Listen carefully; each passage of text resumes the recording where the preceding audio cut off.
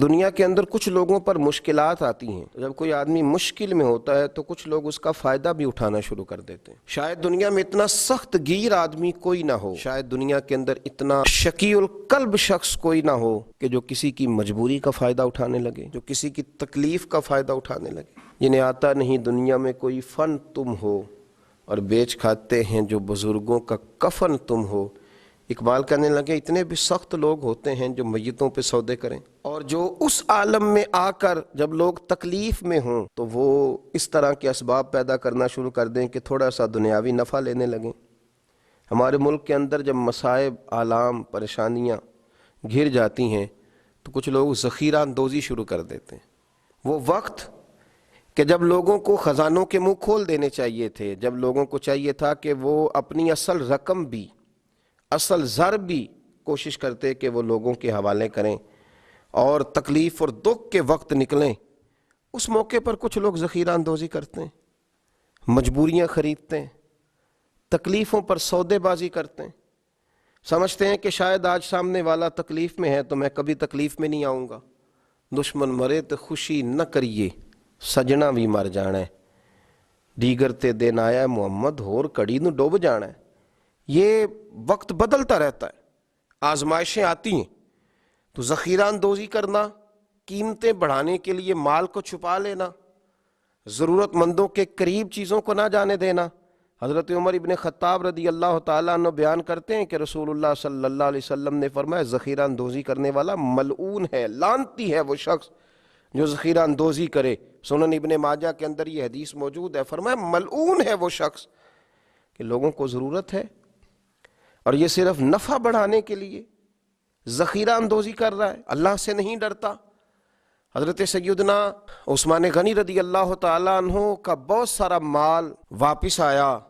مدینے میں قرب و جوار میں شدید قحط کا عالم تھا، خشکی تھی، بارشیں نہیں ہوتی تھیں، لوگ تکلیف میں تھے، تو آپ کے 10 سے زیادہ اونٹ غلے کے بھرے ہوئے آئے۔ حضرت عثمان غنی رضی اللہ تعالیٰ عنہ کا جب مال پہنچا، لوگوں کو پتہ چلا، تو وہ جو تاجر تھے جن کو پتہ تھا کہ آج کل ہم مہنگی قیمت میں خرید کر ڈبل قیمت میں بھی بیچ سکیں گے، وہ پہنچ گئے، کہنے لگے کہ سنا ہے آپ کا مال آ گیا ہے۔ آپ کو پتہ ہے نا ہمارے ہاں بلیک میں چیزیں خرید کے پھر بلیک میں بیچنی شروع کر دی جاتی ہیں۔ یہ وہ لوگ ہوتے ہیں جو بڑے سخت گیر ہو جاتے ہیں، جو اپنے دل سے وہ ساری چیزیں دور کر لیتے ہیں جہاں انسانیت جنم لیتی ہے، جہاں محبت جنم لیتی ہے، جہاں انسانوں کا دکھ پایا جاتا ہے، یہ تو پتہ نہیں کہاں پہنچ جاتے ہیں۔ تو بہت سارے لوگ حضرت عثمان غنی رضی اللہ تعالیٰ عنہ کے پاس بہت سارے تاجر آئے اور انہوں نے آ کر کے کہا کہ سنا ہے آپ کا مال آیا ہے، تو ہم ڈبل قیمت میں آپ کا مال خریدنا چاہتے ہیں۔ حضرت عثمان غنی رضی اللہ تعالیٰ عنہ فرمانے لگے مجھے تو زیادہ نفع مل رہا ہے۔ ہم نے کہا 3 گنا لے لیجئے۔ فرمایا نہیں، مجھے تو اس سے بھی زیادہ مل رہا ہے، 4 گنا۔ ہم مال نہیں دیکھتے، آپ کے جتنے اونٹ مال کے بھرے ہوئے آئے ہیں کسی علاقے سے، تو آپ 4 گنا نفع لے لیں۔ تو حضرت عثمان غنی فرمانے لگے نہیں بھائی، مجھے تو 10 گنا مل رہا ہے اور مجھے تو امید ہے 700 گنا بھی ملے گا۔ کہا جناب وہ کون سا آدمی ہوگا جو آپ کو 700 گنا، 10 گنا، اتنا بڑا نفع ہماری بس میں نہیں ہے۔ حضرت عثمان غنی سے وہ لوگ کہنے لگے آپ تو بڑی دور ہی نکل گئے ہیں، اب تو لمبا ہاتھ مارنے کے چکر میں ہیں۔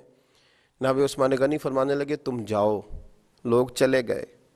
شرم و حیا کے اس پیکر نے، میرے نبی پاک علیہ السلام کے تربیت یافتہ اس تاجر نے، یہ بھی مالدار تھے، انہیں بھی نفع کمانا آتا تھا، یہ بھی مارکیٹ میں رہتے تھے، ان کو بھی پتہ تھا کہ آج ہی تو لوگ الجھے ہوئے ہیں، آج ہی تو لوگوں کی مجبوریاں خریدی جا سکتی ہیں۔ پر جناب عثمان غنی نے اعلان فرمایا جن جن غریبوں کے پاس غلہ نہیں ہے وہ آ جائے۔ عثمان نے خزانوں کے منہ کھول دیے ہیں، لوگ دوڑے آئے، وہ خزانہ لوگ اٹھا اٹھا کے لے جانے لگے۔ تو تاجر آئے، کہنے لگے عثمان تم تو کہہ رہے تھے 10 گنا ملتا ہے اور امید ہے 700 گنا تک بھی ملے گا، اور یہاں تم نے دروازہ کھول دیا ہے غریبوں لاچاروں کے لیے۔ جناب عثمان غنی رو پڑے، فرمانے لگے یہی تو میری اور تمہاری سوچ میں فرق ہے۔ کسی انسان کی اوقات نہیں کہ وہ 4 گنا سے زیادہ دے سکے، لیکن میرے رب کا وعدہ ہے کہ تم میرے رستے میں 1 دو گے تو میں تمہیں 70 بھی دوں گا، میں تمہیں 700 بھی دوں گا۔ فرمایا میں نے غریبوں پہ اس نیت سے لوٹایا ہے کہ زندگی میں نفع بڑے کمائے ہیں، پر اب جو نفع لینا ہے وہ بندوں سے نہیں، اپنے رب کریم سے لینا ہے۔ آپ ذخیرہ اندوزی کر رہے ہیں، آپ لوگوں کی مجبوریوں کو خرید رہے ہیں۔